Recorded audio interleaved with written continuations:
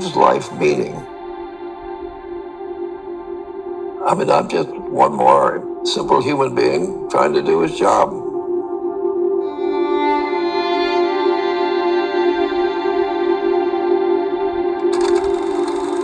When we look at the world, what do we see? What do we serve? Who are we meant to be? I had struggled while I was at Yale, what I was going to do. Suddenly I had this impression. I want to help society through science. Dr. John B. Goodenough spent nearly 4 decades in the lab before announcing a breakthrough in 1979, something called a lithium-ion battery, which promised the potential to store large amounts of energy. But much work was still needed, and suddenly Dr. Goodenough found himself literally racing against time. I was working with him at the University of Oxford in England. We were very, very busy with our work on lithium-ion battery materials. In England, there is a mandatory retirement age. So I was at Oxford only 10 years, and retirement never crossed my mind. Unbeknownst to Goodenough, several thousand miles away, the University of Texas Cockrell School of Engineering had decided to use the school's generous Cockrell Foundation endowment to recruit the world's top engineers. In order to attract the best students to engineering, you had to have the best faculty. We were able to attract someone of his stature and qualifications because he was forced into retirement. And sometimes it's been much better to be a little flexible in what you're doing. He was telling me, my boy, I'm going to the University of Texas at Austin. What do you want to do? We want people who love what they're doing. And when someone loves what they're doing, they're trying to continually push the boundaries of technology, but they're also trying to learn from their students at the same time they're mentoring the students. And I was really struck at that time by how he seemed to explain phenomena in a way I'd never seen before. He approaches his problems from a chemistry viewpoint, an engineering viewpoint, a material science viewpoint. One ends up with a 360-degree view.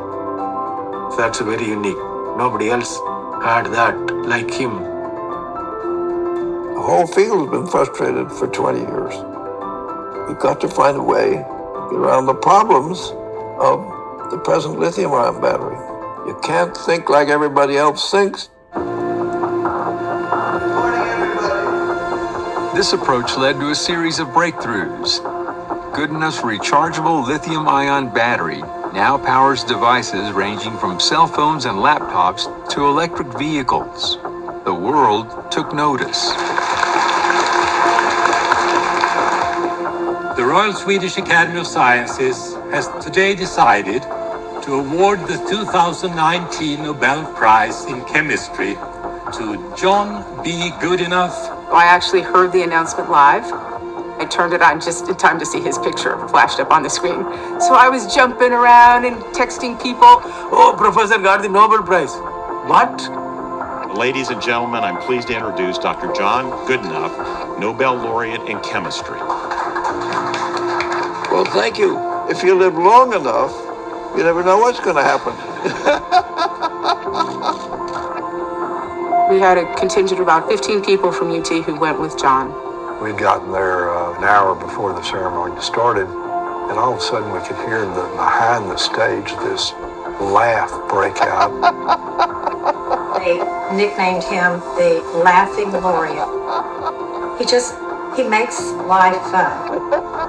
And it was just a phenomenal experience because the Nobel laureates were treated like rock stars. I'm humbled to take you through this presentation on behalf of 2019 Chemistry Nobel Laureate, Professor John Goodenough.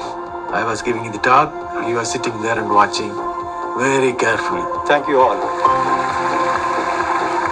The most important thing I have learned is you have faith in what you do, and over time, people will come to know what you are doing.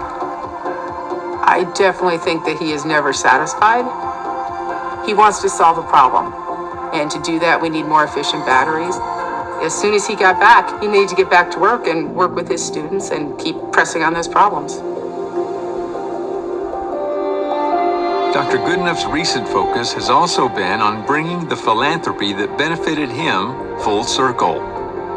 His personal donations to the university total more than $7.7 million and include his Nobel Prize money. These gifts created the John B. and Irene W. Goodenough Endowed Research Fund.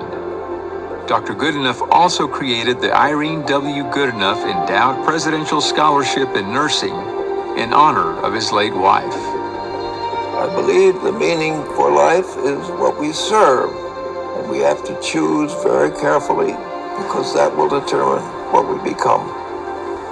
There's work to be done, so I continue.